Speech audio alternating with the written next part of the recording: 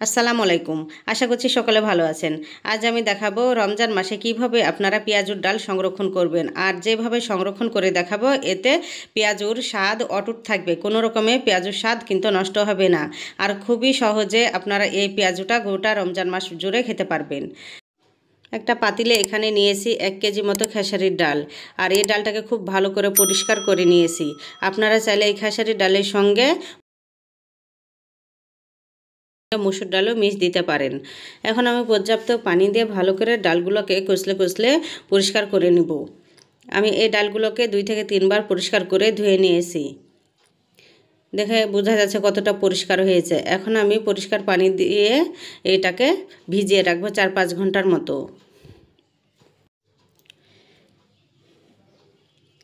এখন একটা ঢাকনা দিয়ে এটাকে ঢেকে রেখে দেব। প্রায় 5 ঘন্টা পর ফিরে আসলাম। ডালটা ফুলে আমার ডাবল হয়ে গেছে। আপনারা দেখে বুঝতে পারছেন ডালটা কতটা ফুলে উঠেছে। ডালটা সম্পূর্ণ আমার ভালো করে ভিজে গেছে। আমি এখন চেক করে নিচ্ছি সম্পূর্ণ ভিজেছে কিনা। আমি এখন নখের সাহায্যে এটাকে দেখছি এটা ভালো করে ভিজে গেছে। এখন আবারও আমি পরিষ্কার করে ধুয়ে নেব। কেউ চাইলে এই ডালটাকে এখন পাটাতে পিষেও নিতে পারে। আমি এটাকে ব্লেন্ডার করে নিব। এখন ব্লেন্ডার করার জন্য আমি ডালগুলাকে 3 ভাগে ভাগ করেছি। 1 ভাগ গোটা রেখে দিয়েছি আর 2 ভাগে আমি এখন আর ব্লেন্ডার করার সময় লক্ষ্য রাখতে হবে খুব যেন প্লেন করে না পিষা হয়, এটা একটু যেন গোটা থাকে, তাহলে পেঁয়াজটা খেতে অনেক মজা হয় আর মুচমুচে হয়।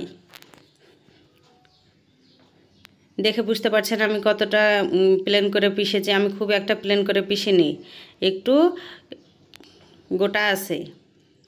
এভাবে পেঁয়াজের ডালটা সঠিক নিয়মে পিষলে পেঁয়াজগুলো খেতে কিন্তু অনেক মজা হয় আর অনেকক্ষণ ধরে মুচমুচে থাকে। এভাবে করে আমি সব ডালগুলোকে পিষে নিয়েছি। আর যে ডালগুলো আমি 3 ভাগে ভাগ করে 1 ভাগ গোটা রেখেছিলাম সেগুলো এখন বেটে রাখা ডালের সঙ্গে আমি ভালো করে মিক্স করে দেব। এতে পেঁয়াজিটা হয় দোকানের মতো আর মুচমুচে হয়, অনেকক্ষণ ধরে মুচমুচে থাকে। আসলে পেঁয়াজিতে যদি গোটা ডাল না থাকে তবে পেঁয়াজিটাই তো ভালো লাগে না। এই যে এখন আমি ভালো করে এই ডালটাকে মিশিয়ে দেব। এতে পেঁয়াজটা খেতে কিন্তু অসম্ভব মজা হবে। আর ঠিক দোকানের মতো এই পেঁয়াজটা যখন তৈরি করবেন দোকানের মতো হবে। এভাবে করে আমি সব ডালগুলোকে ভালো করে মিশিয়ে নিয়েছি। একদম সঠিক নিয়মে আমি ডালটা পিষে নিয়েছি।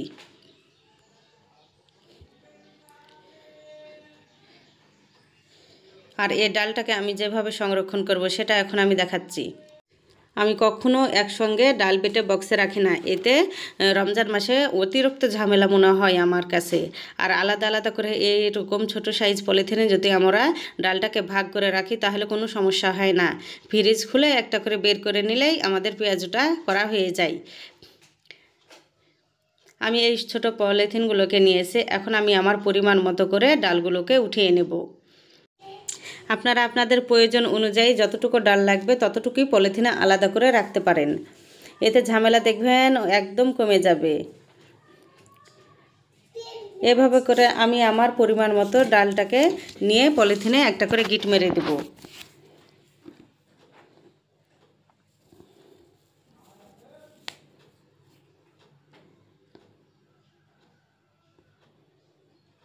এভাবে করে আমি সব ডালগুলোকে আমি আমার পরিমাণ মতো ডাল নিয়ে পলিথিনগুলোকে আটকে দেব।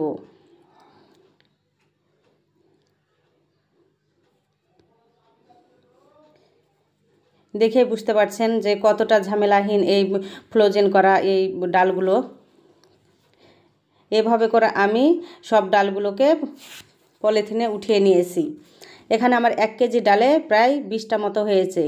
20 রমজান পর্যন্ত আমার চলে যাবে। আপনারা চাইলে এখানে বেশি করে ডাল নিয়ে 1 মাসের ডালটা এভাবে সংরক্ষণ করতে পারেন। আমি এখন একটা বক্সে উঠিয়ে নিচ্ছি। খুবই সহজ, আপনারা দেখে বুঝতে পারছেন যে এটা যতই জমাট বাঁধে না কেন প্রয়োজন মতো একটা করে আমরা প্রতিদিন ডালটা বের করে পেঁয়াজি করতে পারবো। এভাবে করে আমি একটা বক্সে রেখে দেব ফ্রিজে। আপনারা চাইলে এটাকে ফ্রিজে ডিপ ফ্রিজে সাজিয়েও রাখতে পারেন।